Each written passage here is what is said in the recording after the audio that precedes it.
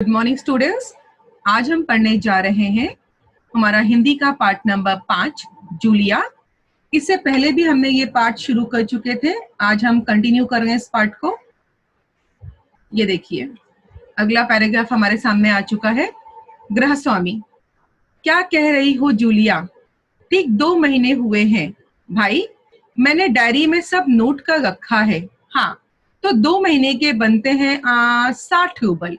ठीक है, यानी कि 1 महीने का उन्होंने 30 रूबल तय किया था, तो 2 महीने का उन्होंने 60 रूबल कहा मकान मालिक ने। ठीक है, गृहस्वामी का मतलब मैंने आपको पहले ही बता दिया था। गृहस्वामी मतलब मकान मालिक, जो घर का मालिक था जहां जूलिया गवर्नेंस का काम करती थी। लेकिन 60 रूबल तभी बनते हैं जब महीने में तुमने एक दिन भी छुट्टी ना ली हो। तुमने इतवार को छुट्टी मनाई है, इतवार मतलब संडे। उस दिन तुमने कोई काम नहीं किया, सिर्फ कोलिया को घुमाने ले गई हो। और ये तो तुम भी मानोगी कि बच्चों को घुमाने के लिए ले जाना कोई काम नहीं होता। इसके अलावा तुमने 3 छुट्टियां और ली हैं, ठीक है ना? देखिए, चित्र आपके सामने आ गया है। अब मकान मालिक जो था हमारा गृहस्वामी, तो गृहस्वामी क्या कहता है जूलिया से? तो गृहस्वामी जूलिया से हमने पिछले वाले ही हमारे सेशन में पढ़ चुके थे कि मकान मालिक के हिसाब से, गृहस्वामी के हिसाब से जूलिया को काम करते हुए 2 महीने हो चुके हैं, जबकि जूलिया ने उनसे कहा था कि उसे 2 महीने 5 दिन हुए हैं। लेकिन वो 5 दिन की बेईमानी कर लेता है, कहता है सिर्फ 2 ही महीने हुए हैं। फिर जूलिया के हिसाब से जब वो जॉब पे लगी थी तो उसकी तनख्वाह 40 रूबल महीना था। लेकिन यहाँ भी जो गृहस्वामी है वो बेईमानी करता है, उसका मालिक, और कहता है कि नहीं, मैंने तो नौकरी देते समय 30 रूबल कहा था, और हमारे यहाँ जितनी भी गवर्नेंस आती है आई थी तुमसे पहले, मैंने सभी को 30 रूबल ही दिया है। अब 30 रूबल के हिसाब से गृहस्वामी ने कहा कि तुम्हें 2 महीने हुए काम करते हुए, तो 30 के हिसाब से 2 महीने का हुआ 60 रूबल। लेकिन देखिए, 60 रूबल में भी वो बेईमानी करता है। क्या कहता है कि जब महीने में तुमने छुट्टी भी ना ली हो, मतलब अगर तुमने महीने में कोई छुट्टी ना ली हो तो ही मैं तुम्हें 60 रूबल दूंगा। अब उसे क्या कहा, तुमने इतवार को छुट्टी ली थी, अब उसे संडे की छुट्टी को भी पकड़ लिया और तनख्वाह में से काटने का सोचा। और दूसरा वो क्या कहता है, कोलिया को घुमाने ले गई थी। कोलिया एक बच्चे का नाम आया बेटा, तो आप लोग इसे एक काम कीजिए, लिख लीजिए अपनी नोटबुक में, या टेक्स्ट बुक हो तो आप लोग इसे सर्कल कर लीजिए। अब नेक्स्ट, को घुमाने ले गई हो, और ये तुम भी मानोगी कि बच्चे को घुमाने के लिए ले जाना कोई काम नहीं होता। तो अगर बेटा आपने ये ध्यान से इस चित्र को, पहले वाले चित्र को देखा होगा, तो देखिए, मान के चलेंगे ये हमारी जूलिया है, और जूलिया कोलिया को घुमाने ले जा रही है। कोलिया हमारे लेखक के बच्चे का नाम है। ठीक है, तो हम समझ के चलेंगे लेखक के बच्चे को घुमाने ले गई है वो।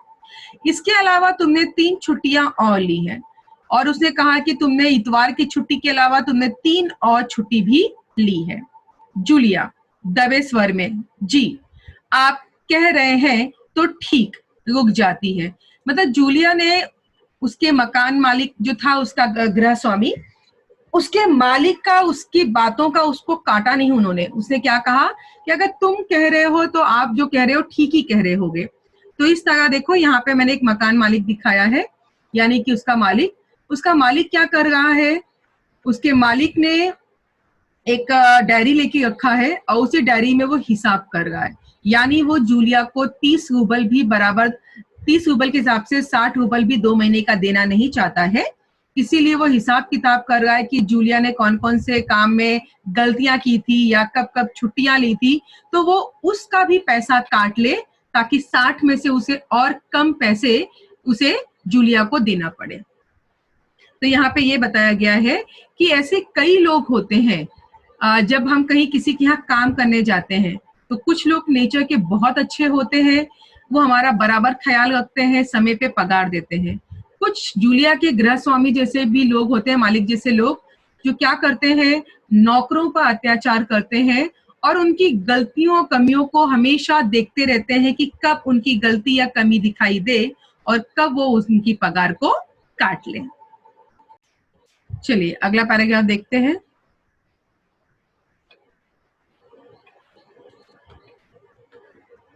देखिए, गृहस्वामी, अरे भाई, मैं क्या गलत कह रहा हूँ? हाँ, तो 9 इतवार और 3 छुट्टियां, यानी 12 दिन तुमने काम नहीं किया।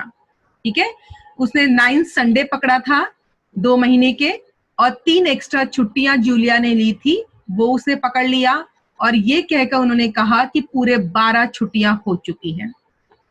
इतवार को मैंने बताया ही था, तो इतवार को रविवार कहते हैं, लिख लीजिए अपनी बुक में। अगला, यानी तुम्हारे 12 रूबल कट गए। इधर कोलिया 4 दिन बीमार रहा, यानी वो एक दिन का 1 रूबल देता था, तो 30 दिन का 30 रूबल हुआ था, तो 60 दिन का 60 रूबल हुआ था। 60 में से 12 छुट्टियां निकल गई, यानी 60 में से 12 माइनस कर दीजिए। उधर कोलिया 4 दिन बीमार रहा और तुमने सिर्फ वानिया को ही पढ़ाया। ठीक है, उसने क्या कहा कि 4 दिन मेरा जो बच्चा था वो बीमार था, तुमने सिर्फ दूसरे बच्चे को ही पिछले हफ्ते पढ़ाया। पिछले हफ्ते शायद 3 दिन दांतों में दर्द रहा था और मेरी पत्नी ने तुम्हें दोपहर बाद छुट्टी दे दी थी। तो माना जाता है कि उसकी पत्नी से उसने छुट्टी भी ले लिया था, दांत में दर्द था इसीलिए। तो 12 और 7 19 नागे, नागे का मतलब होता है छुट्टियां। लिख लीजिए, नया शब्द है नागे। हाँ तो भाई घटाओ, 60 में से 19 कितने रहे? 41 रूबल। ठीक है, जूलिया रुआसी हो जाती है। रुआसी का मतलब होता है रोने जैसी शक्ल बना लेना, रोते स्वर में। जी हाँ, ये देखिए मैंने फिर से गृह स्वामी दिखाया, यानी कि उसका मालिक दिखाया है। मालिक ने क्या कहा कि कोलिया 4 दिन बीमार रहा, तो हम मान के चलेंगे कि जो चित्र आप अभी देख रहे हैं ये हमारे कोलिया का है, ये वाला चित्र, कि कोलिया कितने दिन बीमार रहा? 4 दिन। उसके बाद उसे अगला क्या कहा मालिक ने? तो मालिक ने अगला कहा कि तुमने क्या किया, जब कोलिया बीमार था तो तुमने सिर्फ वानिया को ही पढ़ाया था। तो इस तरह से एक बच्चे को पढ़ाया और एक बच्चे को तुमने नहीं पढ़ाया था। और इस तरह अंत में जब 41 रूबल उसने सुना तो उसकी आंखों में आंसू आ जाते हैं और रोते हुए वो कहती है कि ठीक है मालिक, अगर आप कह रहे हैं कि 60 में से आपको 19 घटाना है और 41 ही बचे, तो शायद आप ठीक कह रहे होंगे। तो यहाँ कहने का मतलब क्या था हमारे लेखक का? तो लेखक ये कहना चाह रहा है कि जूलिया जैसी ऐसी कई लोग होते हैं जो दूसरों के घर में काम तो करते हैं, लेकिन अपने काम को लेकर अगर कोई उनके साथ नाइंसाफी करता है या उनके पगार को लेकर नाइंसाफी करता है, तो जूलिया जैसे ऐसे कई लोग हैं जो आवाज भी उठाना पसंद नहीं करते। यानी आप देख सकते हो हमारी ये जो जूलिया है, जो मालिक है, मालिक ने जो भी कहा कि भाई तुमने इतवार की इतनी छुट्टियां हो गई, तुमने 3 छुट्टियां ली, तुम्हारे दांतों में दर्द था, तुमने वानिया को ही पढ़ाया, कोलिया को नहीं पढ़ाया, तो मैंने तुम्हारे 19 रूबल काट लिए, 41 बचा। इस पर भी जो जूलिया थी वो कुछ नहीं कहती, आवाज भी नहीं उठाती। वो सिर्फ कहती है कि मालिक अगर आप कह रहे हैं तो सब कुछ बराबर होगा। और इस तरह से मालिक उसके पैसे काटना शुरू कर देता है और जूलिया उसके खिलाफ आवाज तक नहीं उठाती। तो हमें यहाँ ये सीख मिलती है कि अगर हमें हमारे आसपास कभी भी कुछ भी गलत होते हम देखते हैं तो हमें आवाज उठानी चाहिए। चलिए अगला देखते हैं पैराग्राफ। अगला, गृह स्वामी डायरी के पन्ने उलटते हुए, हाँ याद आया, 1 जनवरी को तुमने चाय की प्लेट और प्याली तोड़ी थी। प्याली बहुत कीमती थी, मगर मेरे भाग्य में तो हमेशा नुकसान उठाना ही बदा है। बदा का मतलब होता है लिखा हुआ है। ये देखिए, अगर आपने ये पहला चित्र देखा होगा तो यहाँ पे मैंने दिखाया है कि जूलिया के हाथ से उसे क्या कहा था कि 1 जनवरी को चाय की प्लेट और प्याली तोड़ी थी। तो जूलिया के हाथ से 1 जनवरी को ही जो चाय की कप और प्लेट होते हैं, यानी कि प्याली और थाली होती है, प्लेट, उसने क्या किया था, वो तोड़ दिया था। प्याली बहुत कीमती थी, मगर मेरे भाग्य में तो हमेशा नुकसान उठाना ही बदा है। तब गृह स्वामी क्या कहता है कि बहुत कीमती वो चाय का बर्तन था, तुमने तोड़ दिया, लेकिन क्या बताऊं, मेरा नसीब ही ऐसा है। मैंने जिसका भला करना चाहा उसने मुझे नुकसान पहुंचाने में कोई कसर नहीं छोड़ी। खैर, मेरा भाग्य। हाँ, तो मैं प्याली के 2 रूबल ही काटूंगा। लिख लीजिए या अंडरलाइन कर लीजिए कि प्याली के उसने कितने कहा कि 2 रूबल ही काटूंगा। देखिए मैंने अंडरलाइन कर दिया है। अब देखो, उस दिन तुमने ध्यान नहीं दिया और वहां किसी टहनी की खरोच लगने से बच्चे की जैकेट फट गई। अब और एक नुकसान हुआ कि बच्चे का जैकेट एक पेड़ की टहनी से फट चुकी थी। तो हो सकता है जो हमारी जूलिया है वो कपड़े उतारने गई हो, बच्चों का सूख गया हो, उतार गई हो, ध्यान नहीं दिया हो, जैकेट फट गई। 10 रुपए 10 रूबल उसके गए। याद रखो, हाँ, 10 रूबल उसने जैकेट के भी काट लिए। नाउ नेक्स्ट, 2 रूबल काटा था प्याली का, 10 रूबल काटा जैकेट का, यानी 12 रूबल फिर कट गए। इसी तरह तुम्हारी लापरवाही की वजह से घर की सफाई करने वाली नौकरानी मारिया, और ये बेटा नौकरानी आई, ये देखो, जूलिया क्या थी, गवर्नेंस थी, बच्चों को पढ़ाती और देखभाल करती थी, और उसने घर में एक नौकरानी भी रखा था जिसका नाम है मारिया। मारिया ने क्या किया, वानिया के नए जूते चुरा लिए। ठीक है, रुक कर, तुम मेरी बात सुन रही हो या नहीं? जूलिया मुश्किल से अपनी रुलाई रोकते हुए, जी सुन रही हूं। तो देखिए मैंने क्या यहाँ पे कहना चाहा है, पहले चित्र देख लेते हैं। ये देखिए, सबसे पहले अब आप उसके 19 रूबल कट चुके थे। 19 रूबल कटने के बाद, 19 रूबल कटने के बाद मालिक को याद आता है। पहली बात क्या याद आती है, उसने क्या कहा कि तुमने चाय की प्याली और कप तोड़ी थी 1 जनवरी के, तो उसने उसका 2 रूबल काट लिया। फिर कहा कि देखो दूसरा चित्र, कि तुमने बच्चे का जैकेट ठीक से नहीं देखा इसलिए जैकेट फट गया, उसका मैं 10 रूबल काट लेता हूँ। फिर वो अगला कहता है कि तुम्हारी लापरवाही की वजह से जो घर की नौकरानी मारिया है उसने वानिया के जूते चुरा लिए। तो देखिए तीसरा चित्र जो अभी मैंने ये दिखाया हुआ है कि जो घर की नौकरानी है मारिया, उसने वानिया के जूते चुरा लिए।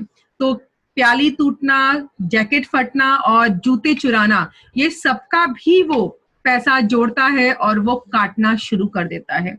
और इस तरह से जो जूलिया है रोने लगती है, लेकिन फिर भी वो कुछ नहीं कहती। वो मालिक से कहती है कि अगर आप कह रहे हैं तो सब ठीक ही होगा, आपको जैसा सही लगता है वैसा कीजिए। तो यहाँ हमें ये पता चलता है कि अगर आज के जमाने में भी मारिया जैसे जूलिया जैसे अगर लोग हों जो गलत होते हुए भी उसमें हामी भरते हैं, तो सिवाय नुकसान के हमें कुछ नहीं मिलता।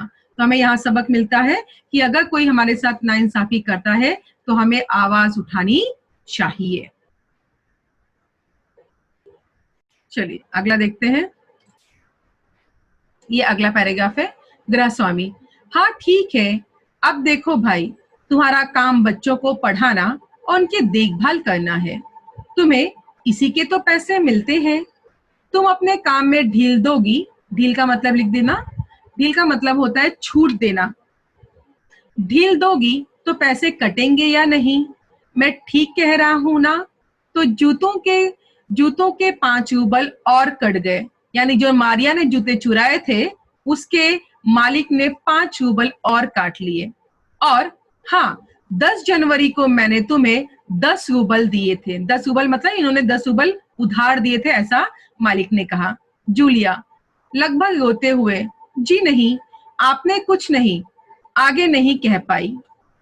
देखिए अब यहाँ बताया गया है कि हमारी जो जूलिया है उसका काम क्या था, वो गवर्नेंस थी, उसका काम है बच्चों को पढ़ाना। ये पहला चित्र देखिए, तो हमारी जूलिया बच्चों को ईमानदारी से पढ़ाती थी, लेकिन जो गृह स्वामी है उनका मानना है कि तुम अपने काम में ढील दे रही हो, यानी कि तुम अनदेखा कर गई हो, इसीलिए मेरे घर में नुकसान हो रहा है। और इस तरह से वो जूते के भी 5 रुपए काट लेता है और कहता है कि मैंने 10 जनवरी को तुमको 10 रूबल उधार भी दिए थे। अब ये सुनते हुए देखिए, ये हमारी अगर मान के चलेंगे कि जूलिया है, तो जूलिया के आंखों में आंसू ही आंसू आ गए। देखिए मैंने आंखों को नीला दिखाया यहाँ पे, मानो आंखों में आंसू भर आए हैं, और वो कुछ नहीं कह पाती, सिर्फ कहती है, बोले जा ही गई थी, तब तक वो बेचारी कुछ बोल नहीं पाती। चलिए, आई होप यहाँ तक आप लोग को समझ में आ गया हो।